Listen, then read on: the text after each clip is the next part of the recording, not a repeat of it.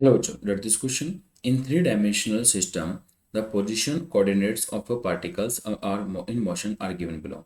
Where x का position, y का position, z का position दे रखा है, velocity of particle will be आइए बेटा हम सॉल्यूशन करते हैं।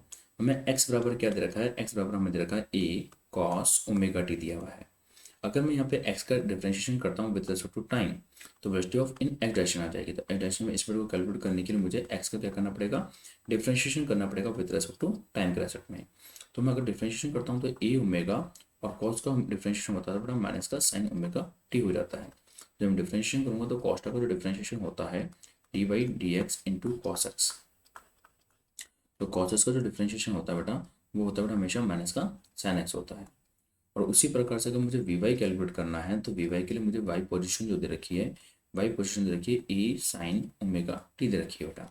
तो अगर मैं वाई का डिफरेंशिएशन करता हूँ विद रेस्पेक्ट टू टाइम के लिए तो वाई वाई का differentiation with respect to time करूँगा तो ए ओमेगा और साइन का डिफरेंशिएशन हो जाएगा कॉस ओमेगा टी बेटा। क्योंकि हम जानते हैं कि डी बाई डी एक्स जो है साइन एक्स का जो डिफरेंशिएशन होता है वो क्या होता है? साइन एक्स का डिफरेंशिएशन यहाँ पे कॉस एक्स होता है। तो साइन ओमेगा टी का कॉस ओमेगा टी हो गया है और cos ओमेगा टी का माइनस साइन ओमेगा टी हो जाता है।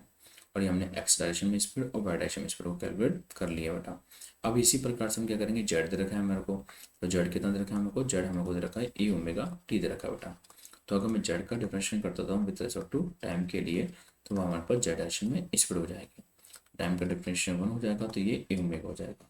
तो हम क्या देखते हैं कि वेलोसिटी ऑफ पार्टिकल जो है वेलोसिटी ऑफ पार्टिकल जो है वो हम यहाँ पे क्या देख पा रहे हैं कि वेलोसिटी ऑफ जो पार्टिकल हम देख पा रहे हैं वो देख पा रहे हैं कि जो वी वेक्टर होगा वो velocity of particle in X direction होगा V X I cap, velocity of particle in Y direction होगा वी वाई जे कैप और velocity of particle Z direction होगा वी जेड के कैप होगा। ये हमने देखा बेटा।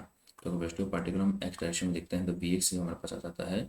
वी एक्स कितना जाता है बेटा हमारे पास? A minus A omega sine omega T I cap आ जाएगा। तो माइनस का ए